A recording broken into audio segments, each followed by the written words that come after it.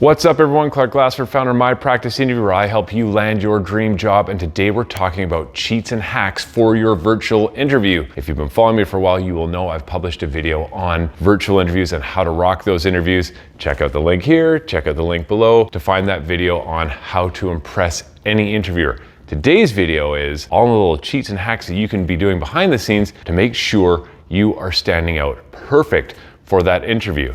So we're gonna get there, but before we do, you're here for a reason. You're here for interview advice. You're here for coaching on your career. You're here for how do I write a resume and what goes into that kind of thing. You've come to the right place. Each week I post new videos on YouTube. Follow me, like, subscribe. You will find tips galore on how you can just absolutely rock your interview process to land your dream job. In the links below, I have a free My Practice Interview ebook. It's absolutely free. It gives you step-by-step, play-by-play, how you prepare for your interview, starting with your resume, different types of interview questions you can be asked, how to answer those interview questions, and all the little mistakes and landmines that applicants find themselves in, how to avoid those so that you're landing the job that you want, and you're hearing those magic words, you're hired. So check all that out, but we gotta get going, so here we go.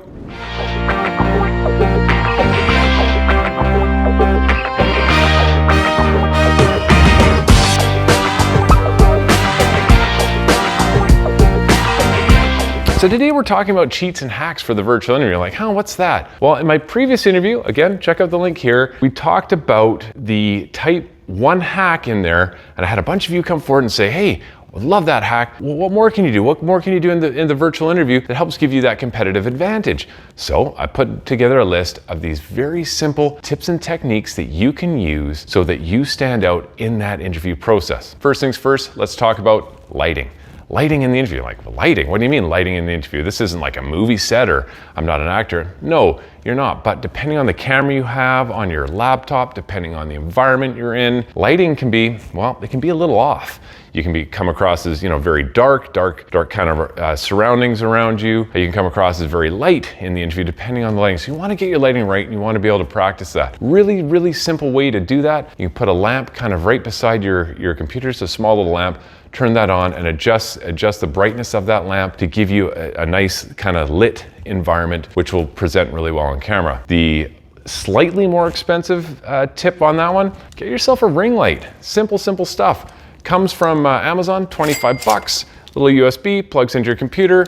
You mount it on your screen like so, shines light on you, gives you a great lighting for your interview. Nice little tip, comes across very well. Good first impression for that interview panel. Next, background filter. So as you see here, for those of you who have been following me, I do all my videos in this room. Why? Because it presents nice in the background, the lighting's really good. In other rooms in my house, the lighting's not so good, kind of a boring background. I want to present a nice kind of vivid background.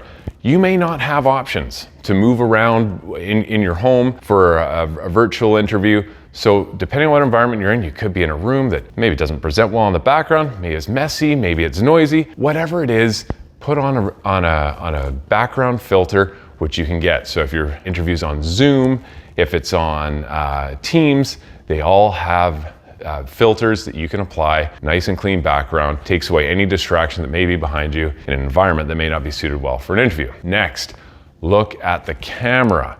What do you mean by that? Well, depending on your environment, a lot of the time we're kind of looking at the screen and we're looking around our room. You want to be reminded to look at the camera. One little hack that I use there is I put a little arrow right above the camera on my laptop. So kind of like this, just like that. Put a little arrow right above the camera, pointing down to the camera, so it reminds me to look at that spot on the computer. It gives the impression for the interviewers that I'm making eye contact with them. Really good little tip, keep your eye contact with that camera. Next, Postit Notes. These are your friends. So this is a super hack. You want to use Postit Notes for key reminders that you can refer to throughout the interview that the interviewers can't actually see. So what do I mean by that? What do I mean by little reminders? Well, you don't want to come across as reading. So you don't want to have a nice, long, scripted response to interview questions where you're just looking down and you're reading in that kind of monotone way and you're not making any eye contact. Comes across terrible, comes across as scripted. You want to be more authentic, more engaging, more in the moment. But you got a lot on your mind. You got to remember things. So Postit Notes are key. What I do with Postit Notes is I write down key things that I want to remember. So things like, why I applied to this role, just a couple little bullets. What are my strengths? A couple little bullets. So I remember what I want to say. One of the hardest things I always have a hard time remembering in interviews is, company mission statement and values and things like that. You can put those down on Postit Notes too. Where do you put these Postit Notes? You may have a wall behind you, you may have a screen around you, or you just put them on the sticky side around the screen of your computer. So when you're doing that interview, you can quickly just look at the sticky notes to remember your key points. Again, you're not writing a script, it's just key bullet points. Next, portfolio. So when you go to interviews in person, many times applicants will bring in a portfolio. And they'll say during the interview, well, I'd like to show you this example of my work or that example of my work, and they'll hand out around a portfolio. Well, in a virtual interview, you don't really have an opportunity to do that unless you share your screen. So key tip here is you have the option to share your screen in a virtual interview. At the beginning of that interview, if you have things you'd like to share, say to the interviewers, do you mind if I share my screen throughout the interview so I can illustrate some of the examples from my work? That's number one. Number two, make sure whatever you want to share is already open on your screen. You don't want to go looking through your files and trying to find it in the middle of an interview. Make sure it's open so you can quickly share. Now, what kind of things are you sharing? Maybe certain projects you've worked on, presentations you've done, or if you're trying to illustrate a point, like for example, your sales went up 50%, well, maybe you want to do a nice graph that shows the work you did over time, how your sales increased. That stuff is powerful, and especially on a screen, it looks amazing. So if there's something you can share, absolutely share it. And the last thing here is all of what we've just talked about here, all of these little tips and hacks that I've just given you for your virtual interview, guess what it's doing? It's helping you prepare, right? So I find when I've done this in interviews, and I've seen clients do this in interviews, and I've seen applicants do this in interviews, they actually don't spend a lot of time looking at their Postit notes or looking at all the little cues they have around them because they've actually been preparing. And this is all part of how it helps your preparation.